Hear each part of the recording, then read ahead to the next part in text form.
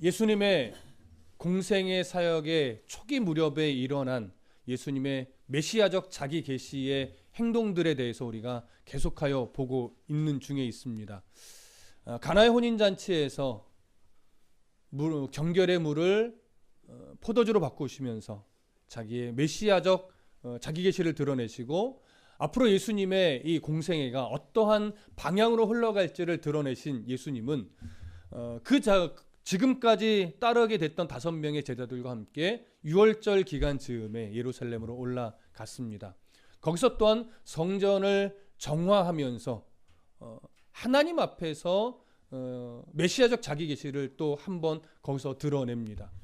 그러면서 성전이 하나님 말씀으로 온전히 회복될 때 예수 그리스도를 바르게 볼 수 있고, 예수 그리스도의 그 사역들이 결국은 하나님의 백성들을 하나님 나라에 들어가게 하는 그 일을 이루어가는 그런 과정이 될 것을 보여주셨지요.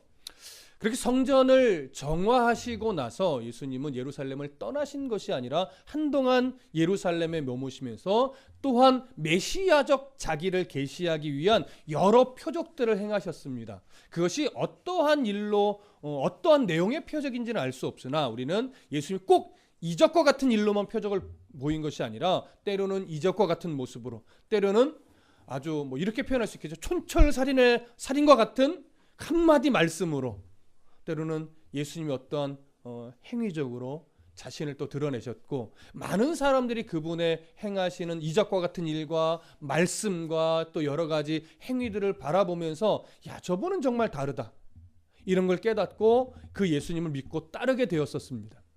그런데 예수님을 따르게 된 이 사람들의 모습을 예수님은 그리 기뻐하지 않으셨습니다. 왜냐하면 모든 사람을 다 아시는 예수님은 아마도 그들의 믿음이 아직 온전한 믿음이라고 여기지 않으신 것을 우리가 알 수 있었습니다.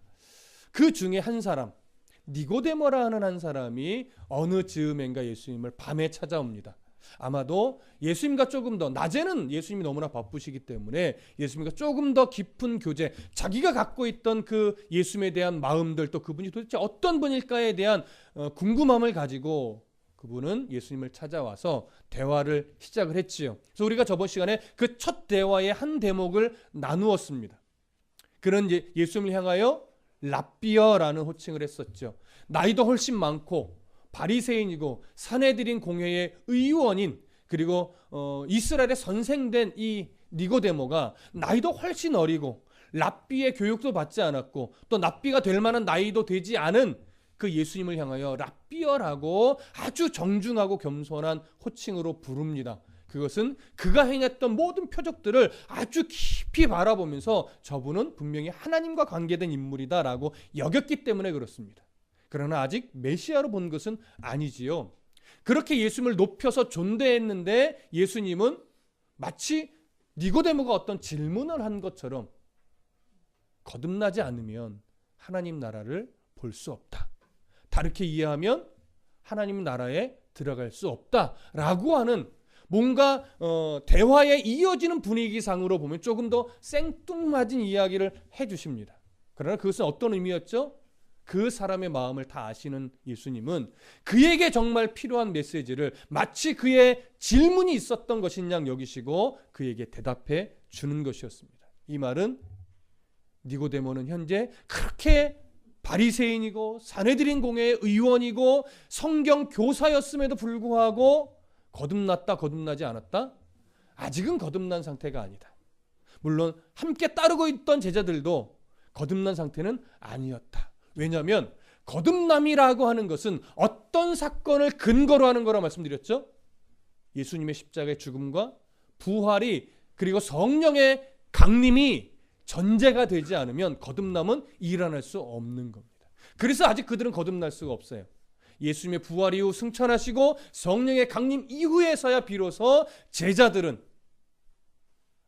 예수님이 이래서 십자가에 죽으신 거였구나, 이래서 고난을 받으신 거였구나, 이래서 부활하신 것이고 이래서 승천하신 것이고 이래서 다시 올 약속을 우리에게 주신 것이구나, 그 깊은 이유와 의미를 비로소 깨닫게 된 것이었죠. 지금 니고데모도 마찬가지입니다. 아직 예수님이 너무나 놀라운 분이다라고 하는 건 인정했으나 그가 어떤 분이며 왜 오셨으며 왜 표적을 베풀었는지에 대해서는 전혀 알지 못합니다. 그래서 거듭나야 된다라고 하는 말을 하니까 그렇게 학식이 높은 니고데모가 참 유치원생적인 발언을 하죠. 엄마 뱃속에 들어갔다 나와야 합니까? 사실은 초등학생만 돼도 그런 질문을 하지 않을 겁니다. 그러나 이것은 그가 너무나 우둔해서가 아니라 도무지 이 말씀이 이해되지 않기 때문에 그랬었습니다. 자, 오늘은 이 거듭난다라고 하는 이 말씀에 대해서 전혀 이해하지 못하고 있는 니고데모에게 예수님이 또 한번 이렇게 표현합니다. 물과 성령으로 거듭나지 아니하면 하나님의 나라에 들어갈 수 없다. 여러분, 기본적인 건 뭐냐면 3절에서 말했던 진실로 진실로 내게 이르노니 사람이 거듭나지 아니하면 하나님의 나라를 볼 수 없느니라 했던 이 3절의 말씀과 지금 5절에서 진실로 진실로 내게 이르노니 사람이 물과 성령으로 나지 아니하면 하나님의 나라에 들어갈 수 없다라고 하는 이 표현은 동일한 의미입니다. 전제는 이겁니다. 동일한 의미예요. 이 3절의 의미가 다르고 5절의 의미가 다른 것이 아니라 똑같은 의미인데 예수님은 뭔가 의도를 가지고 똑같은 의미의 말씀을 다르게 표현하여 니고데모에게 지금 해주고 있는 겁니다. 자, 그러면 물과 성령으로 난다. 여기는 이제 나지 아니하면 이렇게 표현하고 있지만 물과 성령으로 난다는 건 기본적으로는 어떤 의미겠어요? 쉽게 얘기하면 거듭난다는 의미겠죠. 그래서 물과 성령으로 난다는 것이 그리 어려운 건 아닌데 학자들을 고민하게 하는 것 중에 하나가 뭐냐면 왜 물과 성령으로 두 개를 표현했을까가 좀 힘들게 하는 부분이에요. 기본적으로 여러분 성령으로 난다 이것에 대한 이견은 별로 없습니다. 거듭난다는 것과 똑같아요. 위로부터 다시 근본적으로 태어나는 거예요. 우리는 그래서 앞 시간에 바뀌었습니다. 이야기 나눴어요. 본질 자체가 바뀌는 거예요. 그냥 상태가 변하는 차원의 문제가 아니라 우리의 성품이 변하는 차원의 문제가 아니라 우리의 존재된 뿌리 자체가 옮겨지는 거예요. 죄의 종노릇하던 뿌리에 우리가 박혀서 살아가던 존재가 이제는 의의 종노릇하는 뿌리로 아예 바뀌는 거예요. 다만 습관이 바뀌지 않아서 자꾸 그쪽으로 기울어질 뿐이지 이 뿌리가 뽑혀서 죄의 종노릇하는 땅에 박히는 일은 그거는 없습니다. 무슨 말씀인지 이해되시죠? 그렇게 뿌리 자체가 바뀌는 건데 그럼 물과라는 표현을 왜 썼는가? 이게 이제 학자들을 고민하게 만드는 내용이에요. 물론 쉽게 제가 이렇게 말씀드릴 수 있습니다. 물과 성령으로 거듭난다는 거 그냥 거듭난다는 것과 똑같이 생각하시면 됩니다. 이렇게 말하면 저도 의미상 틀리지도 않고 쉽게 넘어갈 수 있는데 그래도 우리가 학자들의 고민을 한번 조금은 같이 해보실 필요가 있기 때문에 한번 나눠보겠습니다. 자, 왜 물과라는 표현을 했는가? 물과라는 것이 도대체 어떤 의미로 여기에 적용되는 것일까? 일단 이런 견해가 하나 있어요. 여기서 말하는 물은 태의 물, 양수를 의미하는 것이다 로 보는 시선이에요. 그래서 그렇다면 양수를 본다는 게 무슨 의미냐?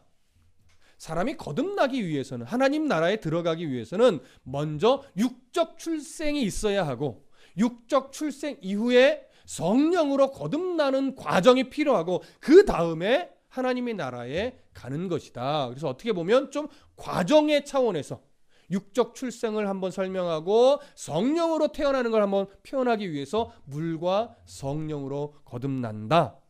이렇게 표현한 것으로 여기는 겁니다. 자, 여러분 이 견해는 나름대로 우리의 이해 속에서 그럴 수 있겠구나 여겨져요. 그런데 문제는 뭐냐면 꼭 여기에서 표현한 물을 육적 출생으로 봐야 하는가에 대한 근거가 너무 없어요. 여러 가지 고대 자료에도 보면 물에 대한 부분을 육적 출생과 이렇게 연결시키는 경우가 거의 없습니다. 왜 굳이 생뚱맞게 이것을 양수로 봐야 되는가에 대한 이해가 없기 때문에 이렇게 보기는 좀 무리하다라고 보는 견해가 참 많습니다. 그러나 어찌됐거나 이런 견해가 있어요. 또 하나의 견해는 뭐냐면 물을 세례 요한이 베풀었던 물 세례와 동일하게 보는 겁니다. 그래서 이렇게 보면 어떤 의미로 이해가 되냐면 하나님 나라에 들어가기 위해서는 먼저 물 세례를 통한 회개가 있어야 된다. 회개가 있고 그 다음에 그 회개를 근거로 하여 성령 세례가 주어진다는 거예요. 성령 세례는 뭐예요? 거듭나는 거죠. 그러고 나서 하나님 나라에 간다. 이렇게 보는 견해예요. 나름 또 우리에게 좀 설득력이 있게 다가오죠. 그래, 당연히 회개하고 그 다음에 성령의 세례를 받고 거듭나고 그 다음에 하나님 나라 가는 거지. 근데 이렇게 되면 또 우리한테 어떤 충돌이 일어나냐면 물세례가, 세례 요한의 물세례가 구원의 하나의 조건으로서 작용한다라고 하는 결론으로 가게 돼요. 여러분, 세례 요한의 세례 받으셨나요? 기껏해야 저한테 세례 받았든지 아니면 예전 어른 목사님들한테 세례를 받으셨을 거예요. 여러분, 세례 요한의 세례를 받지 못했습니다. 그렇죠? 그럼 여러분들 구원의 어떤 출발점이 잘못됐다라고 볼 수도 있게 돼요. 그리고 또 하나, 여러분, 물세례라고 하는 것이 물론 세례 요한의 세례를 오늘날 목회자의 물세례와 동일시 여긴다 하더라도 물세례가 정말 구원의 깊은 고백과 회개함 없이, 회개의 진실한 고백 없이 받는 경우가 있습니까? 없습니까? 허다하죠. 사실은 허다하죠. 진정한 회개가 없이 그냥 어찌됐거나 교회에서 자라고 어떤 과정을 거쳐서 물세례를 받는 경우가 정말 많은데, 그럼 그 세례를 어떻게 진짜 회개로 볼 수 있는가라고 하면 거기에서 또 충돌이 일어나는 거예요. 그래서 이 두 번째 견해도 어느 정도 설득력이 있으나 좀 우리가 이해하기 어려운 충돌이 분명히 생긴다라고 하는 것이 좀 불편한 부분이기도 합니다. 자, 세 번째 견해는 이런 시선이 있습니다. 이 물을 그냥 상징적 의미로 보는데 성령의 정화시키는 능력으로 보는 거예요. 우리의 죄를 씻기시는. 이렇게 되면 물은 우리의 죄를 깨끗하게 만드는, 정화하는 성령의 어떤 능력을 상징하는 것으로 보고, 그 다음에 이어 나오는 성령은 이 상징이 말하는 실체로 보는 거예요. 그래서 비슷하게 연결이 되지만 약간 분명히 구분은 하고 있는 거죠. 나름 설득력이 있는 그런 내용이기도 합니다. 네 번째는 이런 견해가 있어요. 이 물을 말씀으로 보는 겁니다.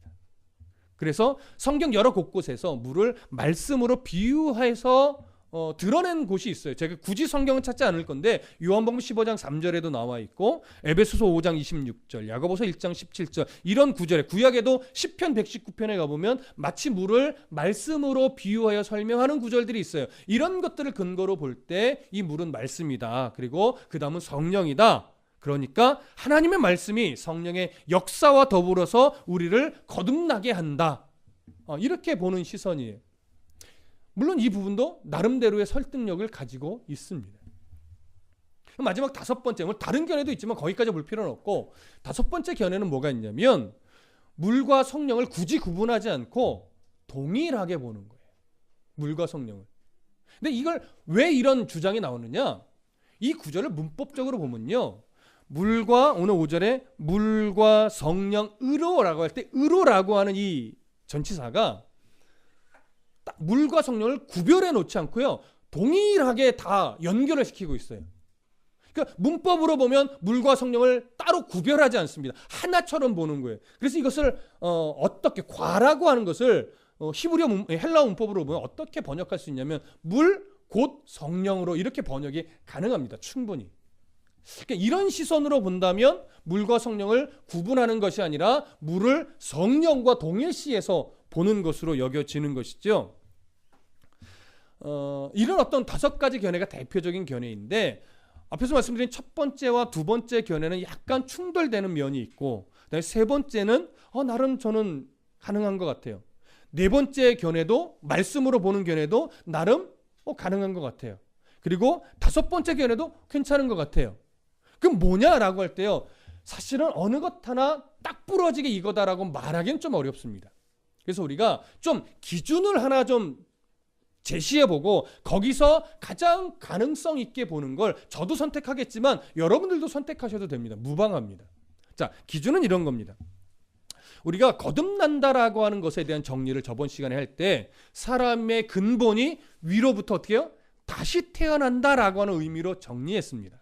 그렇다면 이 거듭난다는 것의 표현에 사람의 출생을 두 가지로 표현하나요? 하나로만 표현하나요? 하나로만 표현하죠. 지금 어떻게? 위에서부터 새로 우리 존재 자체가, 존재의 뿌리 자체가 바뀌는 표현 하나로만 지금 거듭난다는 것에는 적용을 하고 있단 말이에요. 그렇기 때문에 이것과 동일하게 물과 성령으로 다시 난다는 것에도 출생을 굳이 두 가지 출생을 여기다가 대입시킬 필요가 없다는 거죠.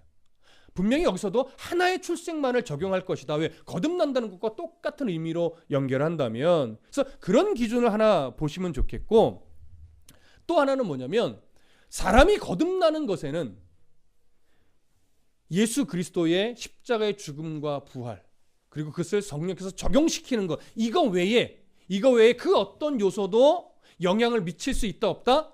없다. 사람의 노력도 미칠 수 없고 다른 외적 요인이 우리를 거듭나게 하는 것에 어떠한 영향도, 조그만의 효과도 미칠 수 없다라고 하는 것이 전제가 돼야 돼요. 이 두 가지를 고려해 본다면 세 번째도 가능하고 네 번째도 가능하고 다섯 번째도 가능합니다.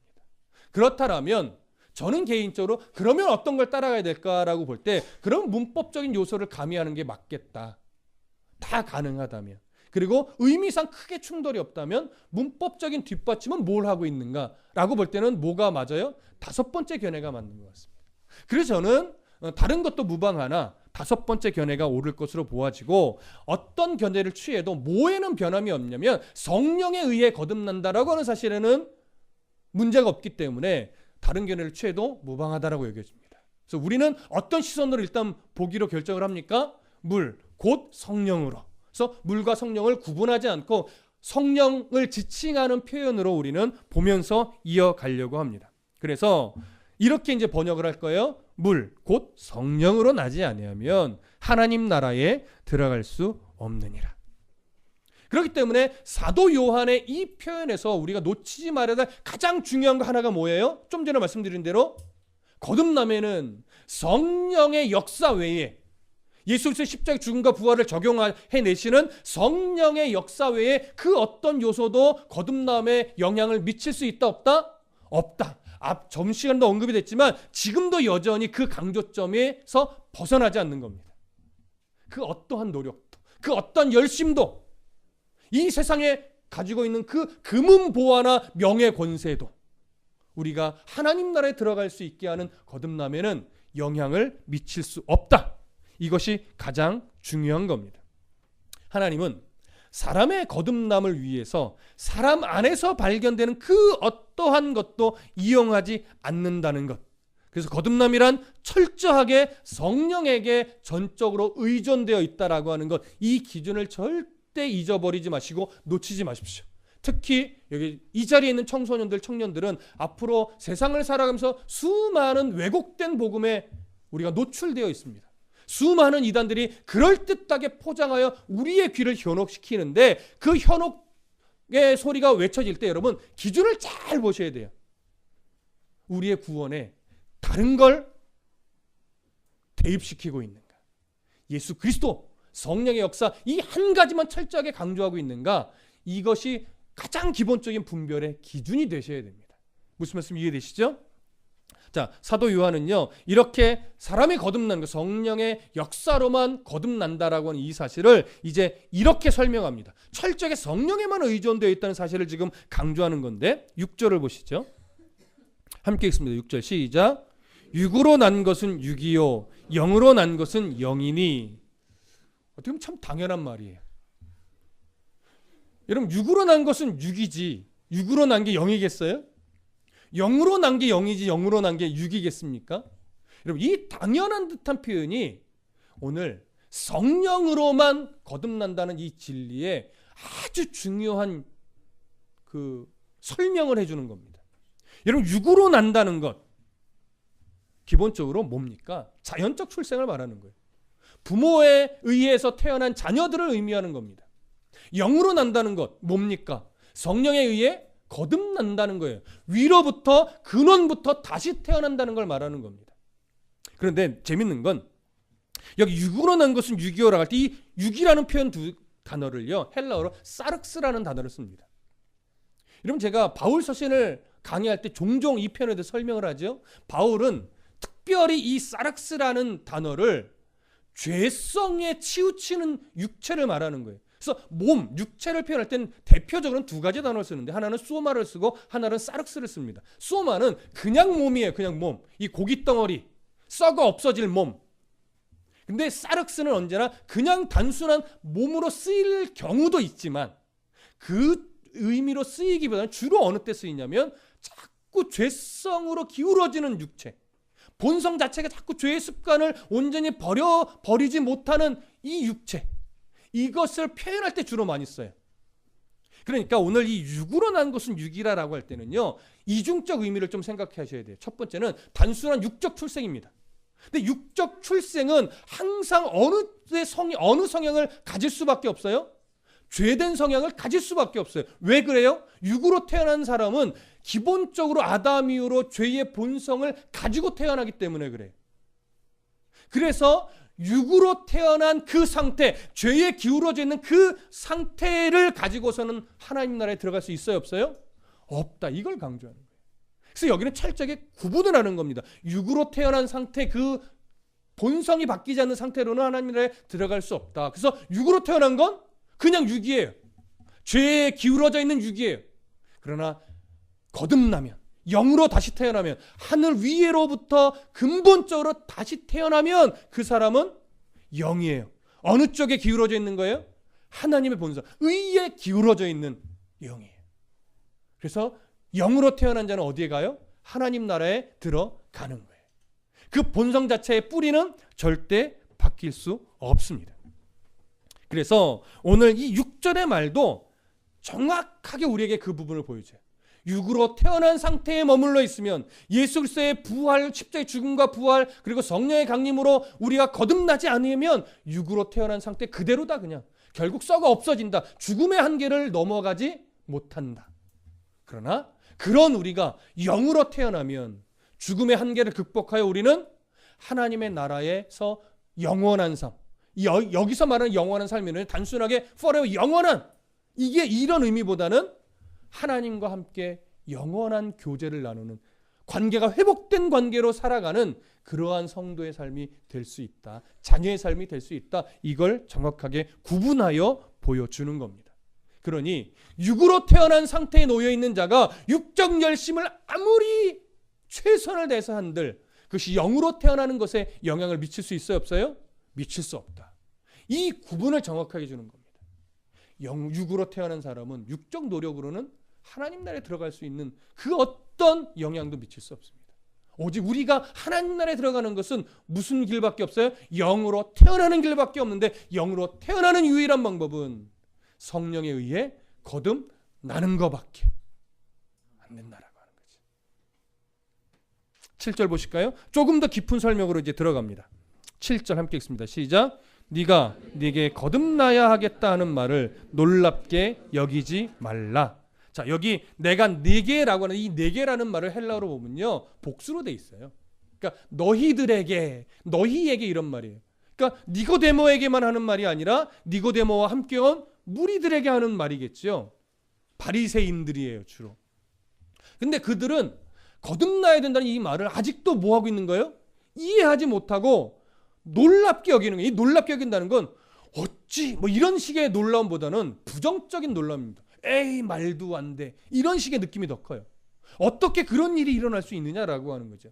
왜 바리새인들은 예수님의 거듭나야 한다는 말에 부정적인 느낌으로 에이, 어떻게 그런 일이, 이러면서 놀라워할까요? 부정적인 놀라움을 갖게 됐을까요?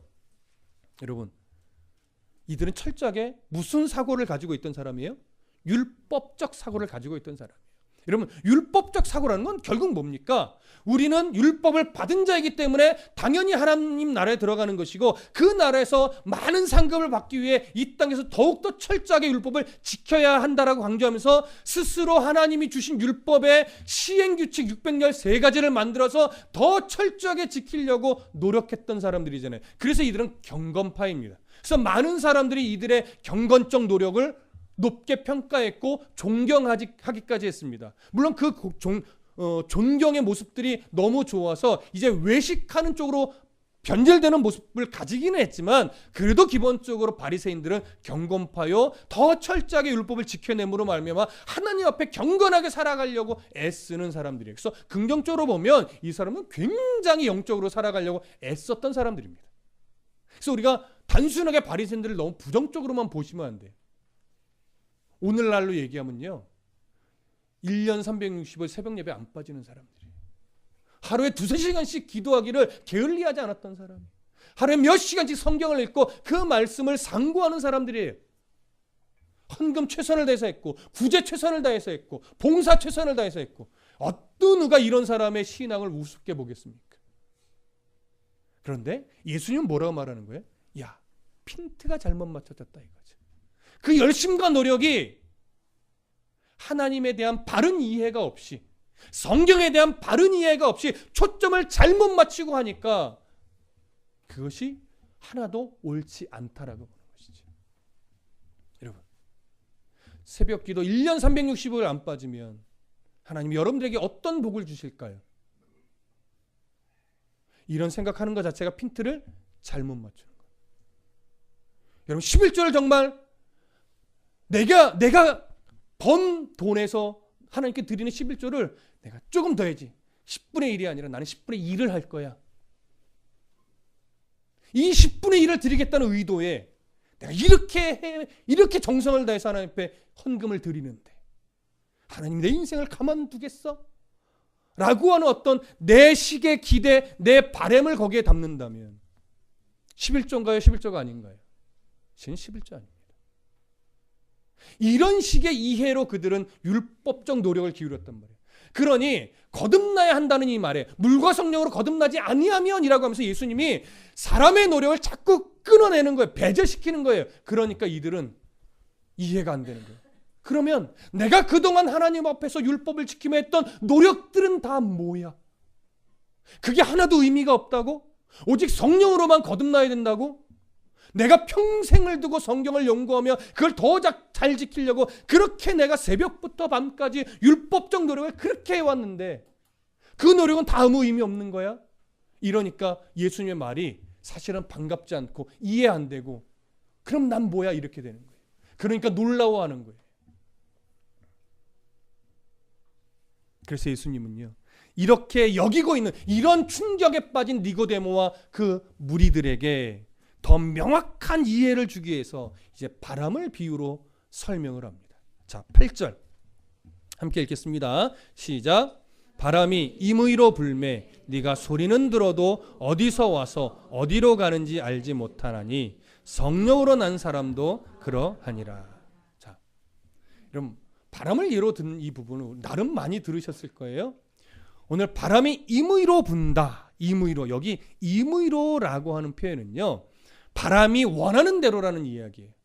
바람이 원하는 대로 바람이 방향을 가지고 간다라고 하는 거예요. 근데 이 의미에는요, 어떤 의미가 여기 담겨 있냐면 사람이 바람에 부는 방향을 통제할 수 있다 없다? 통제할 수 없다. 여러분, 바람이 요즘은 일기예보가 나름대로 슈퍼컴퓨터로 적용을 해서 바람이 어디서부터 불어오는 바람이다라고 말은 하지만 정말로 바람의 출발점이 어딘지 좌표로 콕 찍을 수 있나요? 대략 어디서 불어오는 바람, 나름대로의 통계와 자료를 가지고 근거는 이제는 밝힐 수 있다 하지만 당시를 기준으로 본다면요, 도대체 바람이 어디서 출발해서 어느 세기로 오는 건지 추측할 수 없습니다. 그리고 그걸 사람이 통제할 수 없습니다. 오늘 바람이 임으로 분다라고 할 때 여기서 강조되는 것은요, 크게 두 가지예요. 사람이 통제할 수 없고 바람이 자기의 주권적 의지로 방향을 설정하여 간다라고 하는 거예요. 이게 가장 중요한 초점입니다. 그리고 여기에 또 하나의 강조점이 있죠. 이 모든 내용들은 어디서 부는지 왜 부는지 알 수는 없는데 그 부는 바람을 사람이 느낄 수는 있다 없다? 있다. 근데 느낄 수 있다라고 하는 게 꼭 하나로만 느끼나요? 소리로도 느끼죠. 피부의 어떤 바람의 접촉으로도 느끼죠. 그리고 세기도 느껴지죠. 여러분, 또 뭘로도 느껴져요? 나뭇가지가 흔들리는 것으로도 느껴지죠. 손가락에 침 묻혀서 이렇게 하면 또 느껴지죠? 느끼는 방법은 다양합니다. 분명히 바람은 있어요. 근데 아무리 내가 느끼고 이렇게 살펴본다 하더라도 그것이 정말 어디서부터 출발하는 바람인지 알 수 없고 이 바람이 정말 몇 노트로 부는 건지 우리는 정확하게 알 수 없습니다. 있다라고 하는 사실만 아는 거예요. 근데 이 사실을 이 세 가지의 초점을 어디에다 적용하는 거예요? 성령으로 난다는 것도 동일하다 이거예요. 성령으로 거듭난다는 것을 사람이 통제할 수 있다 없다? 없다. 그리고 성령으로 나는 것은 철저하게 누구의 주권적 의지에 달려있다? 성령의 주권적 의지에 달려있다. 그리고 성령의 이러한 역사는 사람이 느낄 수 있다 없다? 느낄 수는 있다. 느낄 수 있죠. 여러분 성령의 역사를 못 느끼나요? 성령의 역사를 못 느끼면 신앙생활을 할 수가 없습니다. 근데 성령의 역사를 느낀다는 것은 다양하죠. 어떤 사람은 어떤 신비한 현상적으로 성령의 역사를 느껴온 사람도 있어요. 근데 어떤 사람은 신비한 현상이 아니라 말씀 안에 하나님이 깊은 마음의 은혜를 주는데 이것이 시인할 수밖에 없고 인정할 수밖에 없는 감동으로 느끼게도 해요. 어떤 사람은요. 내 주변의 가족들이 살아가는 모습으로도 느껴요. 때로는 어떤 사람은요. 누군가의 죽음을 통해서도 야 정말 하나님은 있다. 이걸 느끼는 경우도 있습니다. 정말로 다양한 방법으로 다양한 모습으로 성령 하나님의 존재와 그의 역사에 대해서 우리는 느끼며 살아갑니다. 그런데 구원파 같은 사람들은 구원이라는 것을 뭐라고 이야기합니까? 이런 거죠. 구원 받으셨습니까? 그러면 네 받았습니다. 몇 날 며칠 몇 시에 받으셨습니까? 그건 모르는데요. 생일 아십니까? 네 압니다. 사람이 태어난 생일을 알듯이 영적으로 거듭난 때를 알아야 되는데 그걸 모른다면 당신은 구원받은 게 아닙니다. 이렇게 말하는 거죠. 그러나 오늘 본문은 정확하게 뭐라고 말해요? 성령의 역사는 사람이 알 수 있다 없다? 알 수 없다. 다만 성령의 역사가 이루어지는 과정 속에서 우리가 이런저런 모양새로 느낄 수만 있다라고 하는 것이죠.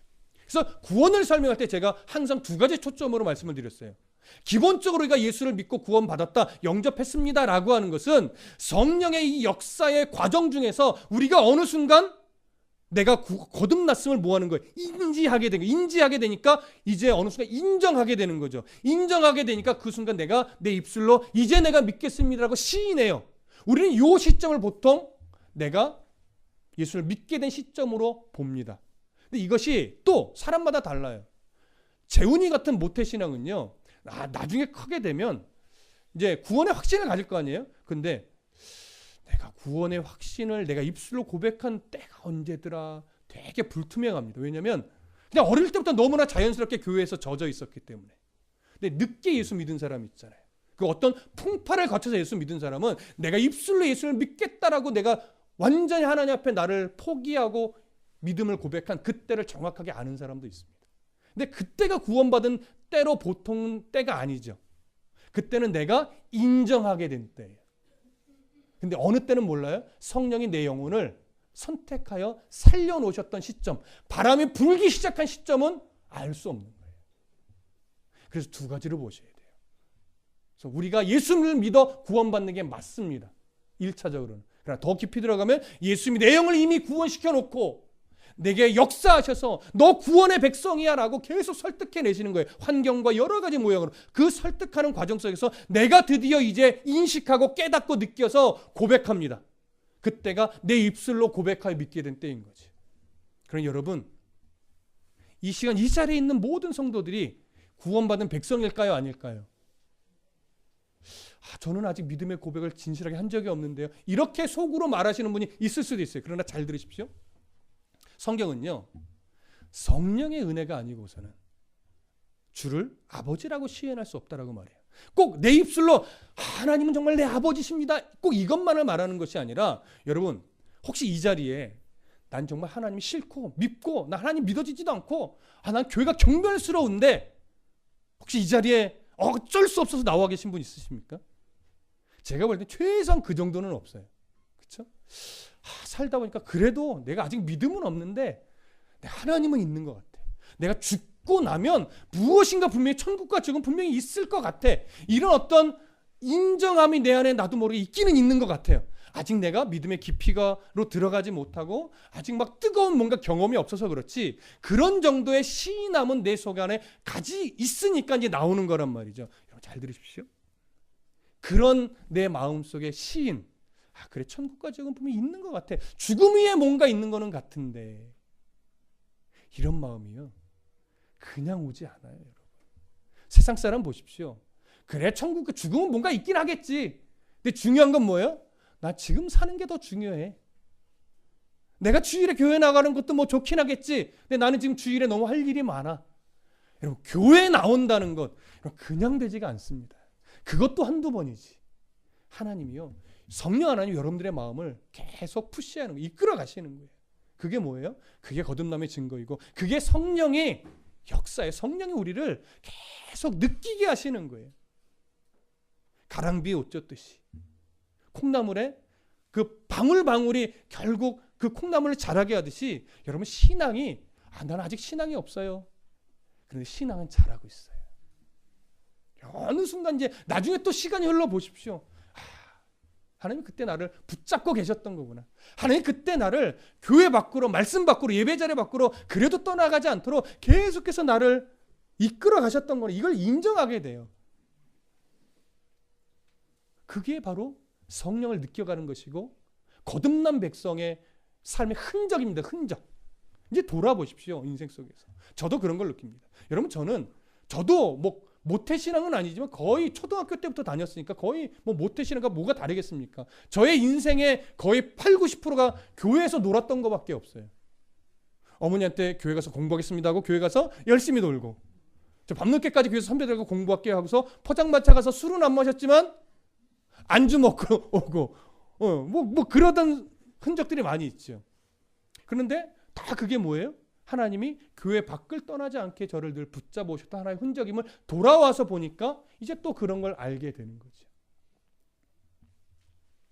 바람이 임으로 분다는 것 우리가 할 수 없으나 성령이 그러하다는 것, 하나님 어느 순간 우리를 하나님의 주권에 의해서 우리를 선택하셨고 불러내셨고, 그걸 이제 알게 하시고, 그리고 알게 된 사람들은 그 성령의 은혜를 가지고 늘 살아가려고 부단히도 힘쓰고 노력하는 그 흔적 속에, 그 이끄심 속에 우리가 살아가는 겁니다. 자, 그렇다면 제가 오늘 이제 8절까지만 오늘 우리가 말씀을 나누려고 준비를 했는데, 이 말씀을 이렇게 정리하면서 사실은 이런 고민이 들었어요. 어떻게 결론을 맺을까? 오늘 여기 8절까지만 내가 말씀을 나누려고 정리를 하고 준비를 하는데, 어떻게 이 결론을 내서 성령 하나님의 주권적 은혜로 살아가는 우리에 대해서 조금 더 여러분들과 깊은 은혜를 나눌 수 있을까, 이게 고민을 하다가 제가 인터넷에 이런 걸 검색을 해봤어요. 한국교회 문제점이 뭔가? 문득. 그래서 한국교회 문제점이란 걸 검색을 해보고 여러 기사에 실린 걸 이렇게 보다 보니까 몇 가지의 공통점이 있어요. 한국교회 문제점을 이렇게들 평가합니다. 이제 진단합니다. 첫 번째는요, 한국교회는 사람을 많이 모아야 한다는 성장주의에 갇혀 있다는 것이 문제다. 이런 것이 보편적인 내용이 있고, 또 하나는 한국교회는 오래전부터 기복주의적인 신앙에 갇혀 있다. 이것이 문제다라고 하는 진단이 있고, 또 하나는 삶의 변화는 별로 강조하지 않는 값싼 구원에 갇혀 있다. 그래서 구원받은 게 다다. 이런 식의 신학에 좀 물들어 있다. 이런 또 진단이 있고, 또 하나는 목사를 너무 높이는 성직주의에 아직까지도 벗어나지 못하고 있다. 이런 진단이 있습니다. 그리고 또 하나, 이런 팬덤 컬처라고 하죠. 팬 문화. 누군가를 너무 좋아해서 그 사람이 하는 건 다 좋아 보이는, 목사를 향해서 팬덤 문화가 아직도 있고, 교회에 대한 팬덤 문화가 아직도 있어요. 그래서 내가 어느 목사님 좋아서 그 목사님이 하는 건 분별하지도 않아, 그냥 다 좋은 거예요. 무조건 옳은 거예요. 이런 식의 문화에 갇혀져 있고, 내가 어느 교회의 성도야, 이것이 마치 내 신앙인 양 착각하는 그런 문화에 갇혀 있다는, 이것을 팬덤 컬처에 갇혀 있다라고 이야기를 하는 거예요. 그런데 맞는 것 같습니다. 아니, 다는 아니죠. 그런 흐름이 아직도 한국 교회 안에 있는 것 같습니다. 그 다음에 신학이 실종되어 있다라고 합니다. 신학. 이 말은 뭐냐면, 바른 신학 그리고 바른 성경에 대한 기준으로 교회를 끌고 가는 것이 아니라 그 신학이 오히려 이렇게 바뀌는 거죠. 어떻게 하면 교회에 성장할 수 있을까라고 하는 성장의 포커스가 맞춰서 신학은 둘째예요. 교회가 성장하면 할 수 있다면 신학적이지 않아도 기복적이어도 미신적이어도 그냥 사용하는 거죠. 분별 없이. 이런 문화가. 그래서 교회 성장을 위한 세미나가 수없이 많아요. 그런데 그래서 막 그것 때문에 막 사람이 늘었네 하는 소리가 많아요. 근데 시간이 흐르면요, 그 안에 이것은 이단적인 거고 이건 신학에 너무 충돌되고 이런 말은 나중에 항상 들어옵니다. 왜 그래요? 신학적인 분별을 하지 않고 교회 성장에만 맞춰서 어떤 프로그램이든 물론 무조건 그냥 교회만 성장할 수 있다면, 사람만 많이 모을 수 있다면 그냥 수용하는 거예요. 그냥.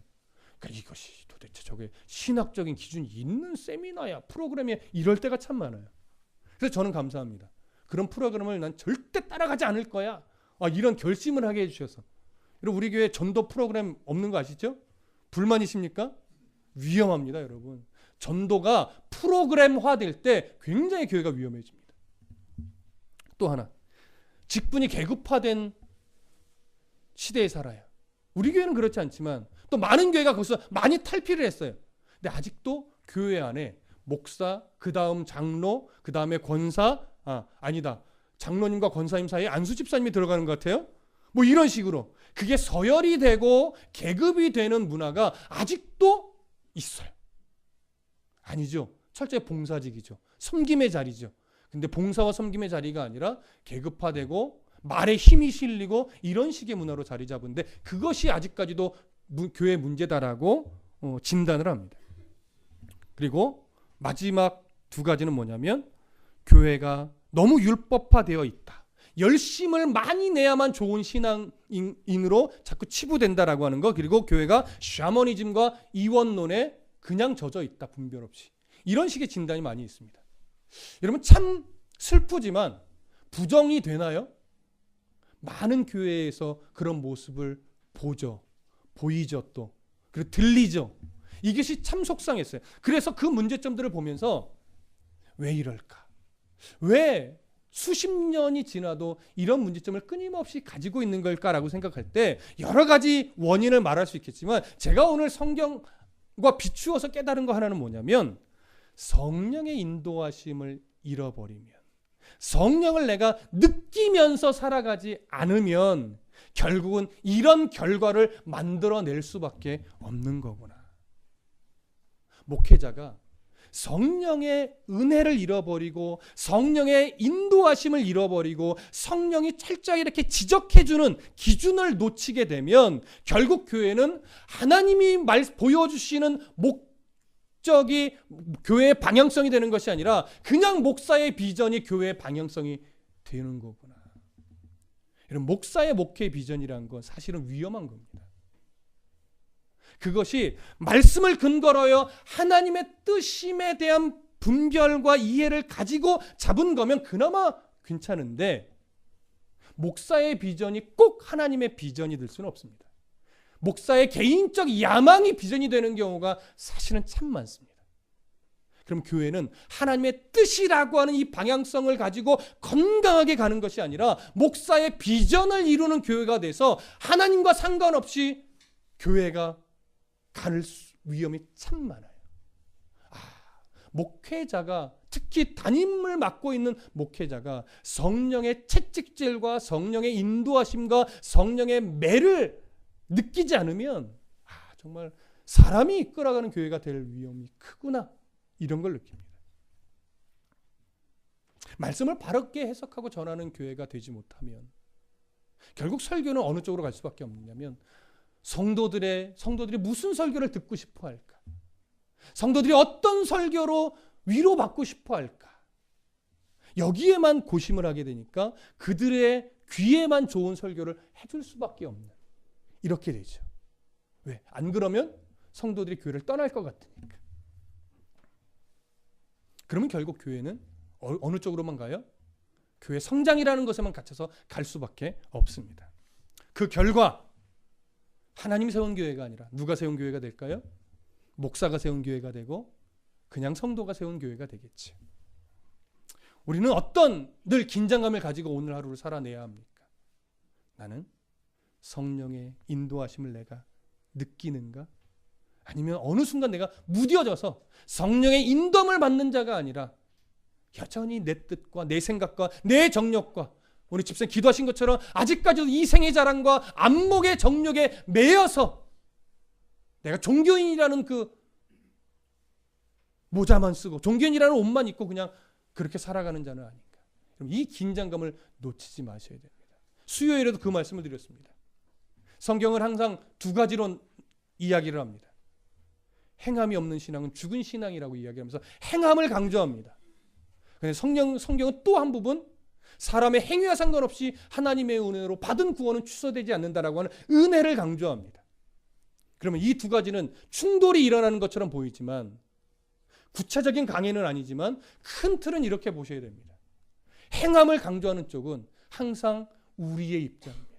우리가 하나님 앞에서 이런 긴장감을 가지고 마치 구원이 내가 이렇게 함부로 신앙생활을 하다가는 구원이 취소될 수도 있겠구나라고 하는 그런 긴장감을 우리는 늘 갖는 게 옳습니다.